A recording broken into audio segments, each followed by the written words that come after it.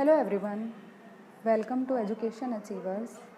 आई hope कि आप सभी लोग अच्छे होंगे।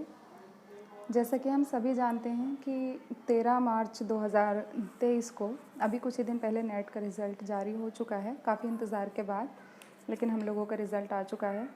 और ये दिन मेरे लिए भी बहुत ज़्यादा ख़ास था क्योंकि इसी दिन मेरा भी JRF क्वालिफाई हुआ है विद 99.27 परसेंटाइल। एंड मैं आज की वीडियो उन्हीं लोगों को डेडिकेट करना चाहती हूँ जिनका नेट हो जाता है लेकिन JRF नहीं होता, या फिर काफ़ी अटैम्प्ट देने के बाद नेट ही क्वालिफाई नहीं हो पा रहा है। तो ये वीडियो मैं कोशिश करूँगी कि मैं अपनी स्ट्रैटेजी शेयर कर सकूँ और मैं आपको बता सकूँ कि मैंने किस तरह से अपनी तैयारी की, मैंने कौन कौन सी चीज़ों को फॉलो किया, और मैं आशा करती हूँ कि ये आप लोगों के लिए भी हेल्पफुल होगा। अगर मैं शुरू से बताऊँ आपको, तो सबसे पहले मैंने जो स्टार्टिंग की थी तो अपनी एमएड के बाद स्टार्टिंग की थी। एमएड के बाद मेरा जून में मेरा एमएड के फाइनल एग्ज़ाम हो गए थे और जुलाई, हाफ ऑफ द जुलाई के आसपास मैंने अपनी तैयारी शुरू की थी। और उसके बाद जो है मैंने सबसे पहले क्या किया कि सिलेबस निकाल कर उसको अच्छे से देखा। उसमें मैंने देखा कि इसमें कौन कौन सी चीज़ें हैं जो मुझे अच्छे से आती हैं या मैं पहले से जानती हूँ। मेरा CTET और UPTET दोनों क्वालिफाई है, तो उससे भी मैंने थोड़ा सा आइडिया लिया कि कौन सी चीज़ें हैं जो मुझे आती हैं। उसके बाद मैंने देखा कि पेपर किस तरह से बनता है। मैंने क्वेश्चंस देखे कि किस तरह से क्वेश्चंस ये लोग बनाते हैं, क्वेश्चंस का लेवल क्या है, किस तरह से क्वेश्चंस पुटअप किए जाते हैं एग्ज़ाम में। उनको देखने के बाद मैंने स्टार्टिंग अपनी क्वेश्चंस से नहीं की, और आप लोगों को भी मैं यही सलाह दूंगी कि कभी भी क्वेश्चंस से स्टार्ट मत करना अगर आपको किसी की भी तैयारी करनी है। कुछ लोग बोलते हैं कि क्वेश्चंस की प्रैक्टिस करो तो आपका हो जाएगा, बिल्कुल भी नहीं होगा। आपको पहले कॉन्सेप्ट की क्लैरिटी ज़रूरी है। आपको पहले अपने कॉन्सेप्ट्स क्लियर करने होंगे, अपना सिलेबस अच्छे से बिल्कुल सीरियसली कवर करना होगा। उसके बाद आप क्वेश्चंस पर आइए। इस तरह से करने से आपको खुद में कॉन्फिडेंस आएगा। तो मैं क्या करती थी कि मैंने सबसे पहले सबसे इजी यूनिट ली जो कि मुझे आती थी पहले से, और वो थी एजुकेशन पेपर की second unit learner and learning process. उसको मैंने लिया, और क्योंकि उसमें इंटेलिजेंस थ्योरीज़ थी और पर्सनैलिटी की थ्योरीज़ थी जो कि मैं पहले भी पढ़ चुकी थी। तो आप लोगों को भी मैं यही एडवाइस दूंगी कि आप पहले वो यूनिट उठाइए जो आपको पहले से आती है या उसके बारे में थोड़ा बहुत पता है या फिर आपको ईजी लगती है बाकी के कंपैरिजन में। उसको लेने के बाद आप उसको अच्छे से पढ़िए। मैं क्या करती थी कि मैं जो भी यूनिट लेती थी उसके टॉपिक्स, सिलेबस के अकॉर्डिंग मैं टॉपिक्स डिसाइड करती थी कि मुझे सिलेबस की फर्स्ट या सेकंड यूनिट का ये वाला टॉपिक पढ़ना है। तो मैं उस टॉपिक को, किताब मेरे पास ज़्यादा नहीं थी, मैंने ज़्यादा किताब नहीं ख़रीदी, मैं उस टॉपिक को मैं यूट्यूब से पढ़ना ज़्यादा प्रीफर करती थी। तो मैंने क्या किया, उसको यूट्यूब पर डाल दिया। यूट्यूब पर डालने के बाद मैं सर्च करती थी उस टॉपिक को। स्टार्टिंग में मुझे बहुत प्रॉब्लम होती थी क्योंकि मुझे कोई अच्छा एजुकेटर नहीं मिल पा रहा था। तो मैं मल्टीपल एजुकेशन रिलेटेड वीडियो देखती थी एजुकेशन सब्जेक्ट की, और उसके बाद मैं अपना जो है यूनिट कवर करने की कोशिश करती थी। बाद में मुझे तलवीर सर मिले पेपर 1 के लिए, और वो मुझे बेस्ट लगे। उनसे मैंने मैथ्स भी पढ़ा और भी बाकी सारी चीज़ें पेपर 1 की मोस्टली मेरी तैयारी मैंने तलवीर सर की वीडियोज़ के ज़रिए की थी। और मेरा उसके बाद जो 12 अक्टूबर को एग्ज़ाम हुआ था उसमें मेरा नेट क्वालिफाई हो गया। और ये अच्छी बात है कि पहली वो मेरी फ़र्स्ट अटैम्प्ट थी। फ़र्स्ट अटैम्प्ट में मेरा नेट क्वालिफाई हो गया। उसके बाद मैंने क्या किया, क्योंकि मुझे JRF भी क्वालिफाई करना था, तो उस एग्ज़ाम को देने के बाद मैंने ये देखा कि कौन कौन सी चीज़ें हैं जो मैं छोड़ रही हूँ या कौन कौन सी चीज़ें हैं जो मुझसे नहीं आती या मैं कवर अप नहीं कर पाई थी। क्योंकि मुझे नेट की तैयारी के लिए 2 से ढाई मंथ्स मिले थे बस। मैंने जो अपना फ़र्स्ट अटैम्प्ट में नेट क्वालिफाई किया उसमें सिर्फ 2 से ढाई महीने का टाइम मिला था मुझे, उसमें मैंने अपना नेट क्वालिफाई किया। उसके बाद मैंने JRF के लिए जो मेरे पॉइंट्स रह गए थे या जहाँ मैं लैग कर रही थी या जो चीज़ें मेरी छूट गई थी, मैं पढ़ नहीं पाई थी, उनको मैंने अच्छे से कवर अप किया, और जो मेरी गलतियाँ थी उनको पहचाना और उसको दूर करने की कोशिश की। टाइम मैनेजमेंट में मुझे प्रॉब्लम हुई थी, उसको मैंने ठीक करने की कोशिश की। मैंने मॉक दिए, मैंने प्रीवियस ईयर क्वेश्चंस को प्रैक्टिस किया। इस तरह से मेरा 14 मार्च को जो एग्ज़ाम हुआ था अभी, तो उसमें मेरा JRF क्वालिफाई हो गया विद 99.27 परसेंटाइल। और अब मैं आप लोगों को वही चीज़ शेयर करना चाहूँगी कि मैंने किस तरह से अपना टाइम टेबल बनाया, किस तरह से मैंने अपने नोट्स बनाए, कैसे मैं रिवीज़न करती थी, और लास्ट में मैं आपको कुछ टिप्स भी दूँगी जो कि आपको हेल्पफुल होंगे, आपकी अपनी पढ़ाई में भी हेल्पफुल होंगे, आपकी अपनी तैयारी में भी मदद करेंगे। तो सबसे पहले हम बात करते हैं कि मैंने टाइम टेबल किस तरह से बनाया था। तो टाइम टेबल के लिए मैंने क्या किया था कि मैं क्या करती थी कि फर्स्ट पेपर और सेकंड पेपर दोनों पेपर के मैं यूनिट्स के जोड़े बनाती थी। मैं समझाती हूँ आपको। जैसे एजुकेशनल स्टडीज़ पहली यूनिट है, तो मैंने फर्स्ट और सेकंड पेपर की यूनिट्स का कंपैरिजन किया कि कौन कौन सी यूनिट्स हैं जो आपस में मिलती हैं। तो एजुकेशनल स्टडीज़ के लिए मैंने टीचिंग एप्टीट्यूड को उसके साथ रखा। यानी कि मैं क्या करती थी कि जो जो यूनिट सेम है थोड़ी थोड़ी उनको एक साथ मिला देती थी, और जो बाकी बचती थी उनको बाकियों के साथ मिला देती थी। जैसे हिस्ट्री पॉलिटिक्स की जो पेपर 2 एजुकेशन पेपर 2 का जो यूनिट है, सेकंड यूनिट, उसको मैंने क्या किया कि पेपर 1 के हायर एजुकेशन सिस्टम के साथ मिलाया। और मैं किस तरीके से इसको बनाती थी अपने टाइम टेबल को कि पहले ये यूनिट्स मैंने डिसाइड करनी कि मुझे इन दोनों यूनिट्स को साथ में कवर करना है, क्योंकि रोज़ाना आपको पेपर 1 को भी टाइम देना है, पेपर 2 को भी टाइम देना है। तो मैंने क्या किया था कि टाइम के हिसाब से, क्योंकि मेरे पास स्टार्टिंग में क्या था 2 से ढाई महीने का टाइम था बस, तो मैंने 5-5, 6-6 दिन, या फिर अगर कोई ज़्यादा टफ़ यूनिट है तो 8 दिन या फिर 7 दिन ऐसे मैं देती थी। दोनों यूनिट्स के लिए मैं डेज़ डिसाइड कर लेती थी कि मेरा पेपर इस तारीख को है और उससे पहले मेरे पास इतने दिन हैं, तो मुझे इतने दिन में कवर अप करना है। तो मैंने एजुकेशनल स्टडीज़ और टीचिंग एप्टीट्यूड इन दोनों को 18 से, जैसे कि आप लोगों के लिए मैंने बनाया है, अब जैसे आप अप्रैल चल रहा है तो आप क्या कर सकते हो कि आप 5 दिन इन 2 यूनिट्स के लिए डिसाइड कर सकते हो। जैसे 18 से और 22 अप्रैल 5 दिन आप इन दोनों यूनिट्स को दे दीजिए। किस तरह से आपको पेपर 1 को टाइम देना है और कितने टाइम आपको पेपर 2 को देना है वो भी मैं आगे बताऊंगी आपको। इस तरह से आप अपने अकॉर्डिंग भी इसको, जैसे मैंने बनाया, इसका स्क्रीनशॉट भी ले सकते हो और आप अपने अकॉर्डिंग बना भी सकते हो। जैसे कि मैंने टीचर एजुकेशन के साथ लॉजिकल रीजनिंग रखा था, करिकुलम स्टडीज़ के साथ डेटा इंटरप्रिटेशन और रिसर्च इन एजुकेशन, ये इसके साथ रिसर्च एप्टीट्यूड रखा था। टेक्नोलॉजी इन, इसमें टेक्नोलॉजी होती है तो मैंने इसके साथ पेपर 1 की ICT को रखा था। इसी तरीके से मैंने बाकी यूनिट्स को भी अरेंज कर लिया था एक दूसरे के साथ ग्रुप बनाकर कि मुझे ये इस तरह करना है। और आप लोग भी इसी तरह, आप थोड़ा आगे पीछे कर सकते हो, आप अपने अकॉर्डिंग इसे चेंज कर सकते हो, लेकिन अगर आप इस तरह से करेंगे तो आपका बहुत कम टाइम में दोनों यूनिट साथ साथ में कवर होती रहेंगी। जो ज़्यादा टफ़ यूनिट है उसको आप 5 की जगह 6 दिन दे सकते हो, 8 दिन डिसाइड कर सकते हो, 10 दिन भी डिसाइड कर सकते हो कि इन 2 यूनिट्स को ये देना है मुझे दिन। और इसके बाद आपको पढ़ाई किस तरह से करनी है, मैं अपना जो शेड्यूल है वो आप लोगों के साथ शेयर करना चाहूँगी ताकि आप लोग भी उससे थोड़ा आइडिया ले सकें। जिस तरह ये मैंने अपना बनाया है, आप लोगों के लिए ही बनाया है, जिस तरह मैं अपना बनाती थी। कोशिश की है मैंने कि आप लोगों के लिए हेल्पफुल होगा। ये मैंने 10 आवर का स्टडी प्लान बनाया है। इसमें आप लोग देख लीजिए कि ब्रेक को भी टाइम दिया गया है प्रॉपर। 2 घंटे पेपर 1 के लिए हैं और पेपर 1 के PY के लिए भी टाइम है। इसी तरह से 3 घंटे जो है हमने पेपर 2 को दिए हैं, ब्रेक भी दिया है, और उसके बाद हमने लास्ट में पेपर 2 के PY प्रैक्टिस और रिवीजन के लिए भी टाइम दिया है।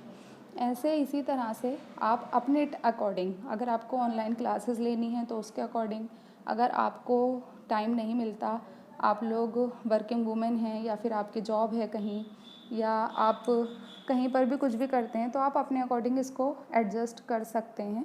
तो ये मैंने एक आइडिया दिया है आपको कि आप इस तरह से अपनी पढ़ाई के बीच बीच में ब्रेक भी रखिएगा ताकि आप अच्छे से पूरा फोकस के साथ अपनी पढ़ाई कर सकें।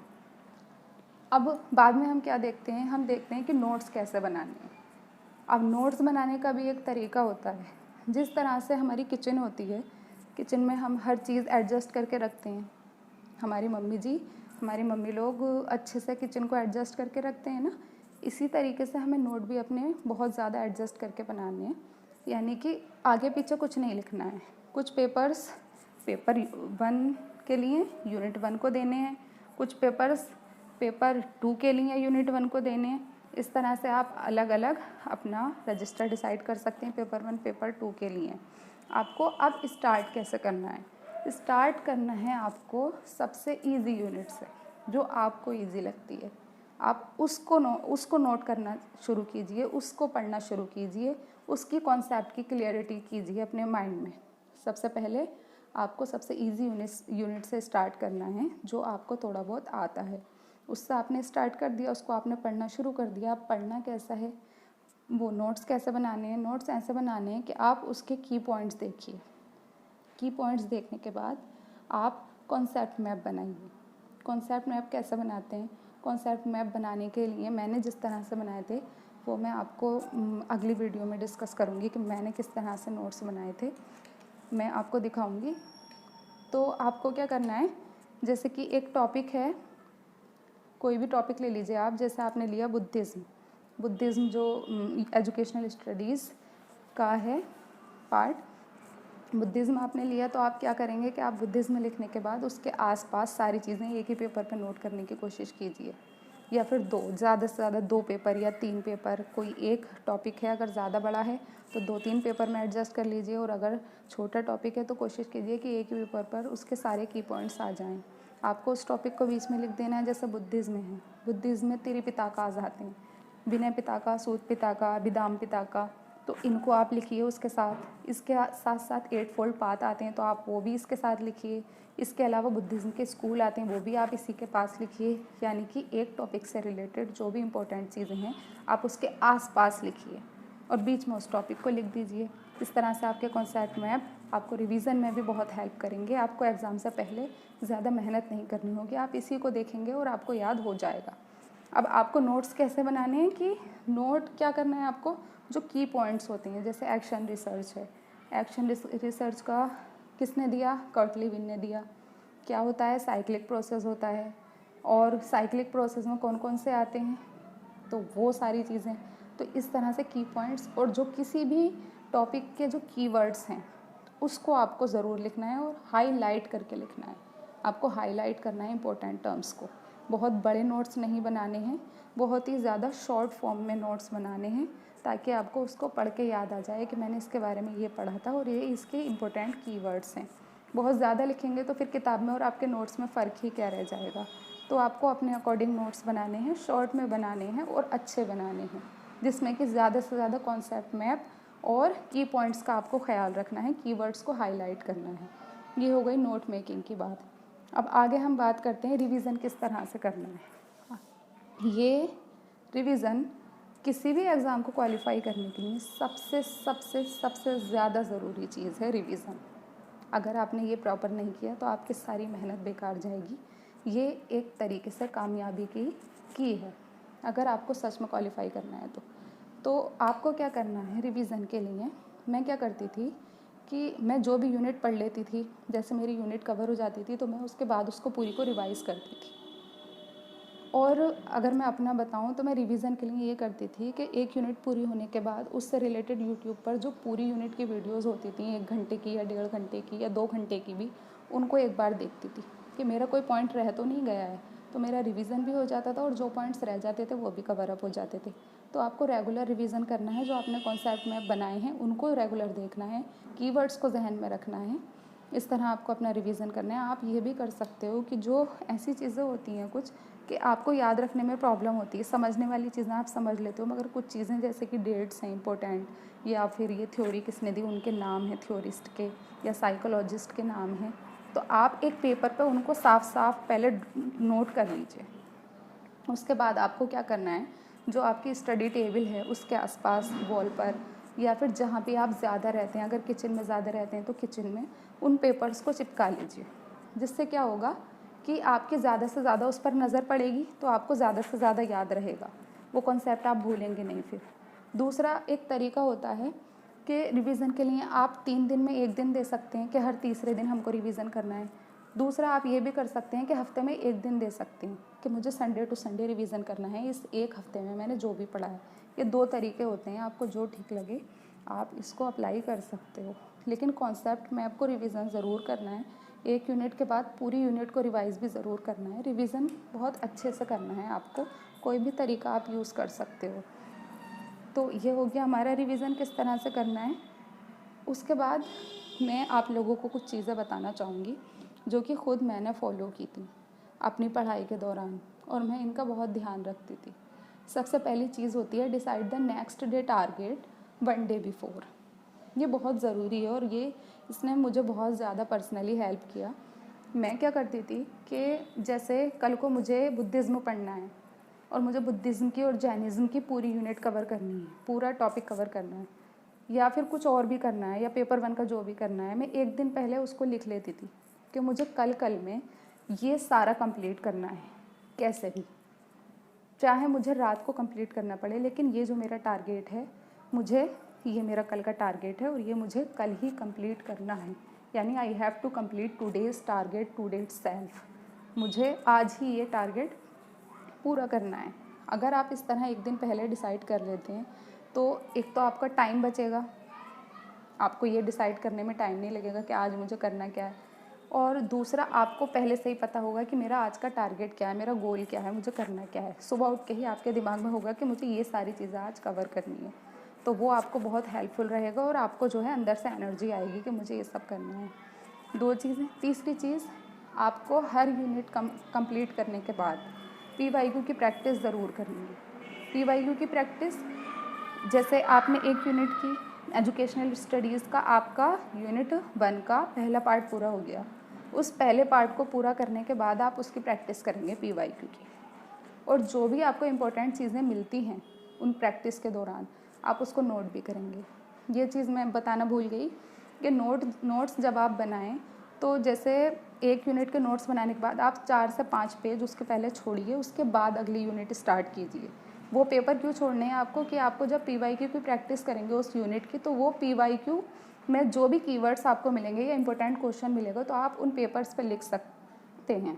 आपको ये प्रॉब्लम नहीं रहेगी कि मतलब ये मैं अब कहाँ लिखूँ। एक ही यूनिट का सारा मटेरियल आपका एक ही जगह होगा, आप उसे जब चाहें जाकर देख सकते हैं। तो PYQ की प्रैक्टिस भी एक यूनिट के बाद ज़रूर करनी है, और जो पेपर आपने छोड़े हैं उस पर आप इंपॉर्टेंट चीज़ों को लिख लीजिए उसी यूनिट की, जिस यूनिट के आप PYQ कर रहे हैं। तो ऐसे क्या होगा, आपका एक ही जगह एडजस्ट रहेगा, सारी चीज़ें, प्रॉब्लम नहीं होगी आपको आगे रिवीजन करने में।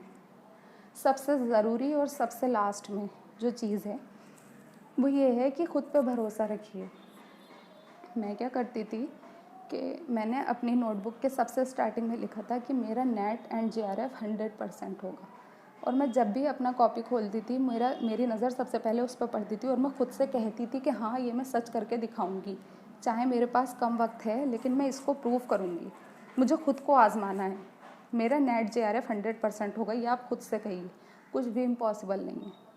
खुद पे भरोसा रखिए। अगर आप खुद पे भरोसा करते हैं, अपना 100% देते हैं और सोचते हैं कि दुनिया में कोई काम मुश्किल नहीं है, और मैं सच बताती हूँ, UGC नेट एग्ज़ाम को लोग बहुत कहते हैं कि बहुत टफ़ है, नहीं होगा, बिल्कुल भी टफ़ नहीं है। मैं बता रही हूँ आपको, बिल्कुल भी टफ़ नहीं है। अगर आप सीरियस होकर सिलेबस कवर करते हैं, सीरियस होकर बहुत अच्छे से सिस्टमेटिक तरीके से PYQ प्रैक्टिस करते हैं, रिवीजन करते हैं रेगुलर, और ख़ुद पर भरोसा करते हैं, आपका मैं गारंटी देती हूँ कि पहली बार में आपका नेट होगा, 100% होगा। और जिनका नेट हो गया है उनका JRF होगा।